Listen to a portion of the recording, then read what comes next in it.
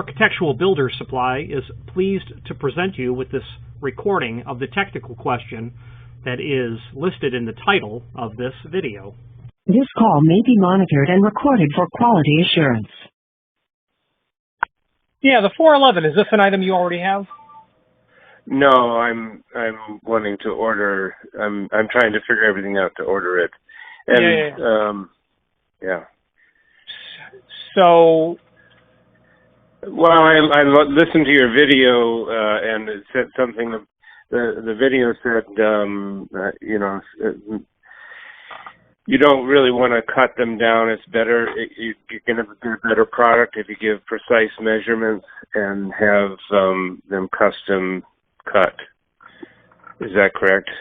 Well, I didn't use those words, but what I would have said is something as what I would have said is if you have need for a custom length, by all means, enter that information in the comment field and let the factory supply it that way, because they're cutting it anyway, and for you to have to go back and cut off a 1/4 inch, since they're cutting it anyway, the only, it's no problem to cut them down. It's just they're doing it anyway. So right. You would, if you had a nominal 3-foot width and you needed it quick and we stocked it in 36 inch and you would rather cut it down than wait the factory lead time, then you would do that. Okay. What is the factory lead time for a precise measurement? What size do you need? Well, I'm going to have to go. That's why my text. I'm going to have to measure the doors to get precise measurements. They're between 24 and 25 inches. Oh, but, okay, yeah. I think these are they're double French doors, and they're different sizes on each side. Yeah, so you're probably going to want to allow 3 or 4 weeks. Oh boy. Okay. And is there a significant hazard in me cutting it down myself? If I order a stock item, what's the lead time? Well, the answer is no to the former. The issue though is a 411 is not going to be in stock at all, meaning when you need it short like that, it has to be ordered the net size. Okay, well, is there, I spoke with someone on the phone, and what I asked for was, what is the best material? And my presumption was silicone, and she said, yes, that's the most durable and most, gives you the best weather seal. And then she said, you want a 411 ASL. So I don't know that I want a 411. I don't know. If you can instruct me, maybe I want a different one. Who is she? She didn't give a name. It was just Did you ask? No, I didn't. Okay. And was that someone in my company? Yeah. Okay, so that was Jessica. She used to work at Pemco. She's forgotten more about weather stripping than most people have ever learned. Now, I think a bigger answer is every insert, silicone, brush, pile, neoprene, vinyl, EPDM, polyurethane, all of them have something they're better at than all of the others. Silicone is extremely good in lots of applications, but mostly in extreme temperatures. But in the case of a door in, Illinois, if it was me, I would want polyurethane because it's more durable. But that goes with a cost. That 411 with a silicone insert is a reasonably priced item.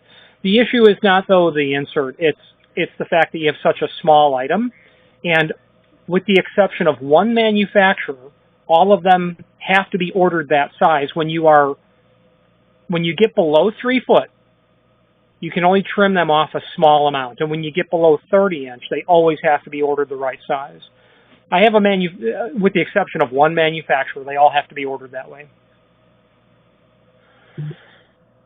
Okay, so I am going to have to get. You're saying I'm going to have to a long lead time. Well, And it's 3 or 4 weeks. yeah. And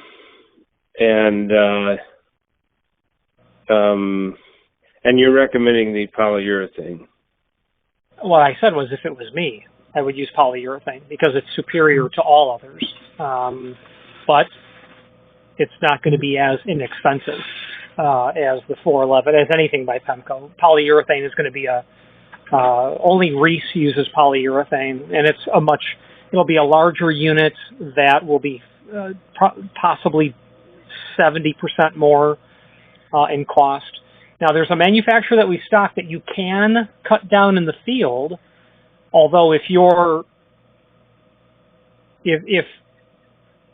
don't want to explore the cutting down of a door bottom, then I don't even want to bring it to your attention. But there is something we stock in 30-inch that I know that you can cut back to 24, 25, 20, whatever you want. And this, yeah, I don't have an objection to cutting it down. I was just following the video, the recommendation on the video, and saying that it was saying, was that you on the video saying what I interpreted as have them cut it? That is not only me, but I would have said those words. Let them cut it. It sounds like me. So you're talking about something other than a Pemco door bottom then when you talked about the polyurethane? Yeah, Reese makes those. Okay, and what's the cost of a Reese? Like I said, I'm going to need 4 of them. Yeah, I mean, wait a minute. I'm sorry, I'm going to need 8 of them. Yeah, the problem with the Reese material is that your cost is going to go up substantially. It's a far larger unit that, is just, your cost, and plus you're still going to wait a lead time. I don't think I could measure the value in that substantial increase in cost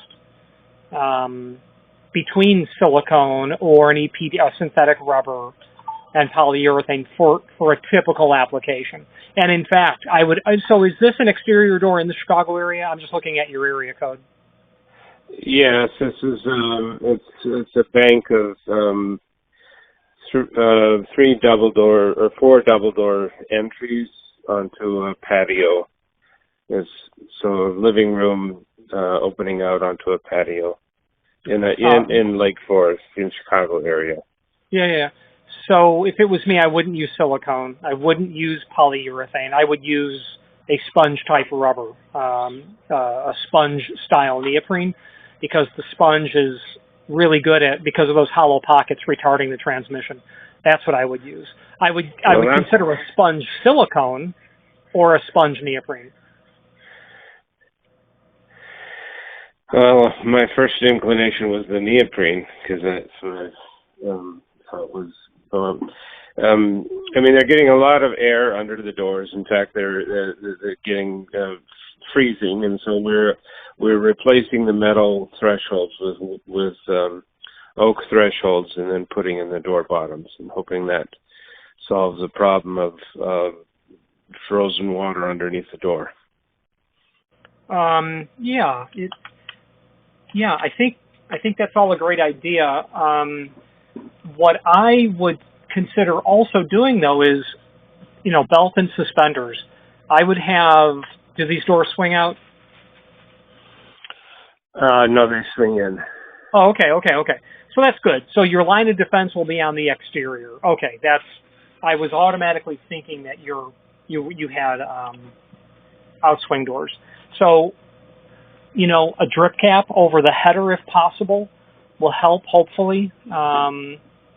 But probably there is a not. drip cap. Yep. The doors do have a drip cap. Yeah. The issue is, the good thing is you're considering a mortise, so it's concealed. But that brings your line of defense to the underside of the door. So by the time, anything gets there, whatever is getting there is already, a third of the way under the door. You may, since you're going to mortise, I would consider using what would be a full surface mount, except I would semi-mortise it. So I would just, think of the automatic door bottom, a surface mount, think of it as a rectangle. It's got a height and it's got a depth. I would route the face of my door so the face of the aluminum extrusion was flush. So that'll make it, and then you can, potentially paint over it, but I'm not an expert when it comes to painting anodized aluminum. Versus just a surface mount.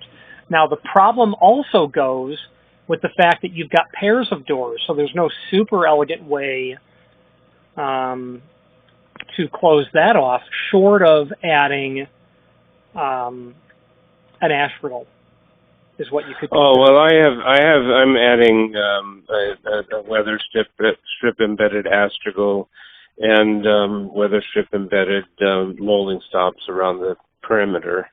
Okay. Yeah, it's not an easy problem to crack, but all I'm saying is, if you can, bring your line of defense out as close to the exterior as possible. So that's where the fight. Yeah, that's the line of scrimmage. Right. That's a good point. I hadn't really thought of that. So in the semi-mortise surface mount, do you have a PEMCO, or what do you have that would have either a silicone sponge or a neoprene sponge in a semi-mortise surface mount? Yeah, let's take a look.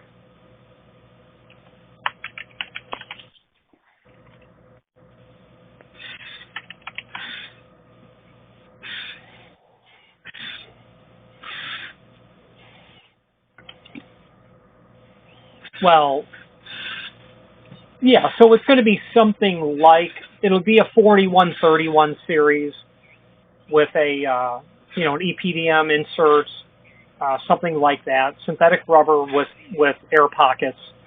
And the finish that you're thinking about may not matter if you're going to try to paint it. But it all does come back to those sizes are going to have to be ordered. Okay, and then that's the 3 to 4 week.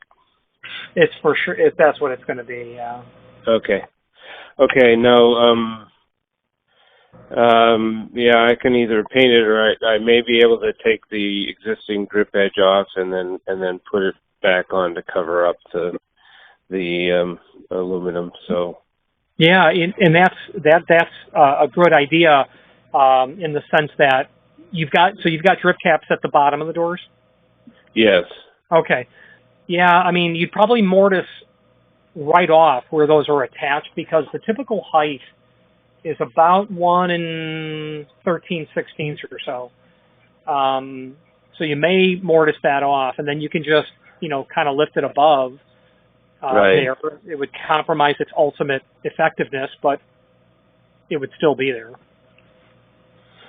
Yeah. Okay. Well, let me get. So my original question was anything special about measuring the width of the door? Yeah, and thanks for reminding me. So the answer is yes. It depends on the mount type: surface mount versus semi-mortise versus mortise. I realized after I typed it that you were talking about a mortise, and in those instances, I just order the unit the net width of the door. So not much to really do there. I was thinking it was surface mounted, and it depended if it was in or out swing. But in your case, it's just a net door width, which also goes along with a semi-mortise.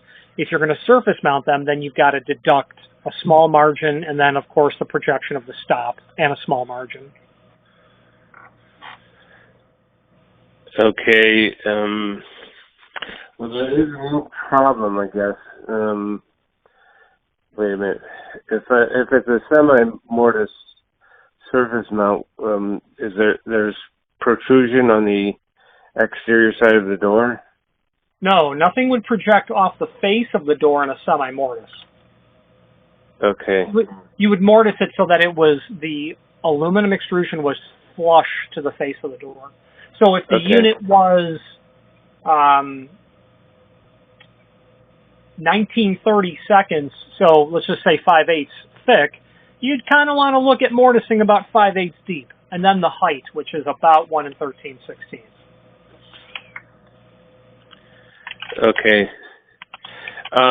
So now you were saying something a little complicated about a surface mount, but this is semi-mortise surface mount. So do I just measure the actual width of the door? In a semi-mortise, I would measure the width of the door on the push face, and that's what I would order the units to. So if you open inwards, the push face is the interior side. No, it's the outside. Okay. But they open inwards. Seems to me pull. I'm saying push. What's the natural state of a door? The natural state is closed. So think of the door closed. So yeah. Okay. All right. So actual push face measurement. That's what I would do. Okay. And just to make clear, this may have passed you by. These are double doors. You mentioned 4 pair of them. Right. So that doesn't change anything on any of these specifications. Not really, because the insert will be slightly long, and you'll trim that, but the gap between the 2 doors, you don't want a piece of aluminum door bottom hanging off the edge at all. So I see. Yeah. Okay. And ordering this many, 8 of them, is that going to make a longer lead time? No, sir. I would say 400 would. You know what I mean? 8 is not an issue. Right. Okay. All right. Well, I really appreciate your help. I will get the measurements, and sounds like it might be best to call in the order rather than do it online. Yeah, we encourage that. Where in the Chicago area are you from? I'm near south Chicago. I mean, in Chicago. I'm near Hyde Park. Oh, south side. Yeah, okay, sure. Yeah. I grew up in Addison and Narragansett, so up on the north side. Oh, okay. And it does. One final question is: does handing does not matter, or do I need to do? It doesn't matter, but we're going to declare the handing 4 of each hand at the time of order, because the factory, they may ask, and they likely will ask, with such a short unit. Okay. It has everything to do with how they have to assemble the parts on the inside. Yeah. Okay, I will get all of that and call back. Should I call you directly or? Absolutely. My name is Richard. I've sent you an email. You'll have my email address from that. Okay. Thank you, Richard. I appreciate your help. Thank you, sir. Bye-bye. Bye. Architectural Builders Supply hopes you have enjoyed this program.